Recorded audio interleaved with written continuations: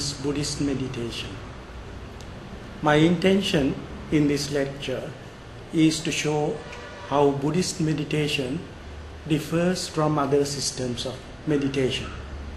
For convenience's sake, I am using the term meditation, although the term might have certain connotations that may not be compatible with what we practice as Buddhist meditation. Buddhist meditation differs in its goal and methods from other types of meditation. It is a word that has a very wide use.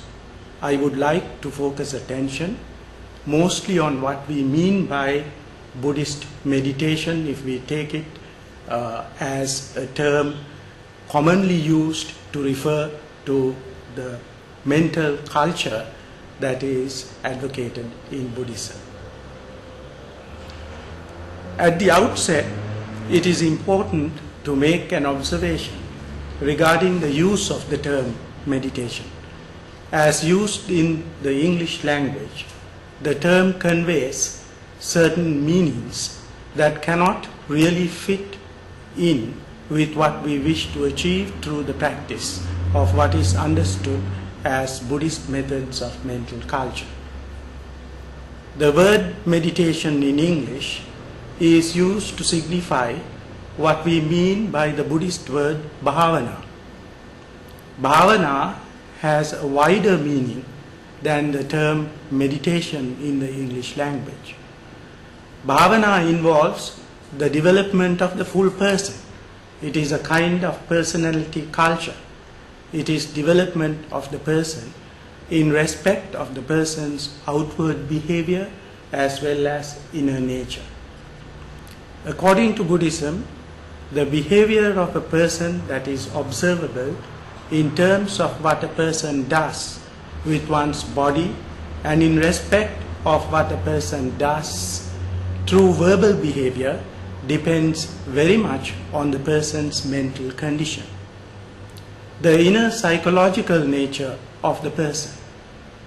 What Buddhism expects through the practice of what we call meditation is to develop inner nature of the person in such a way that it will have an influence on the way a person thinks, the way a person sees the world and interacts with it. Meditation should change the way a person behaves in his or her bodily conduct and verbal conduct by effecting a change in the inner nature of the person.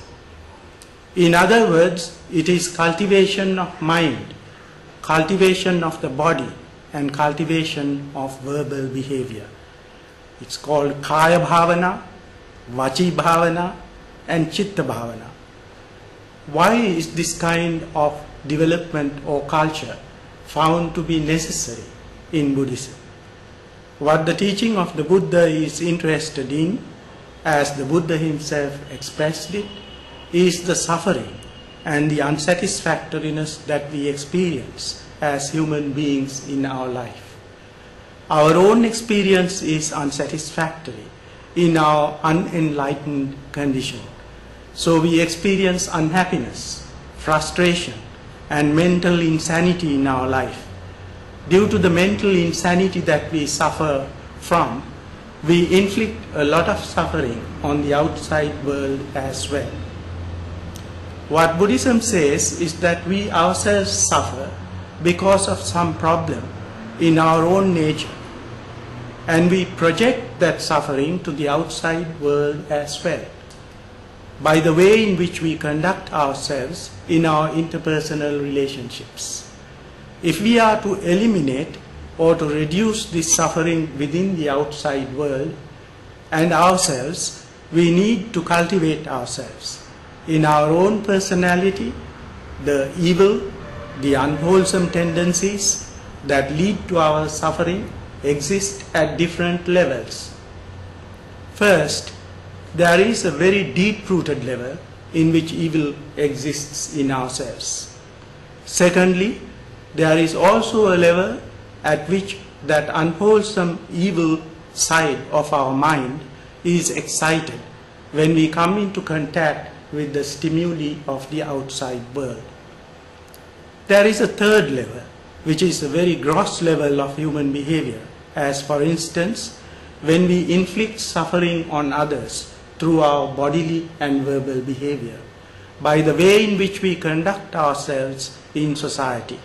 So these are the three different levels at which evil can be found in us.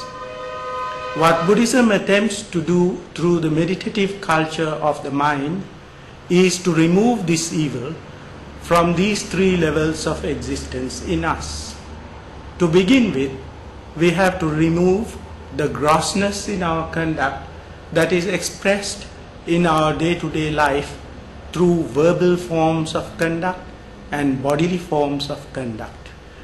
We need to first refine our outward behavior in such a way that we do not venture into any activity that produces behavior patterns, habits, and dispositions that feed the deep-rooted unwholesome tendencies in our minds.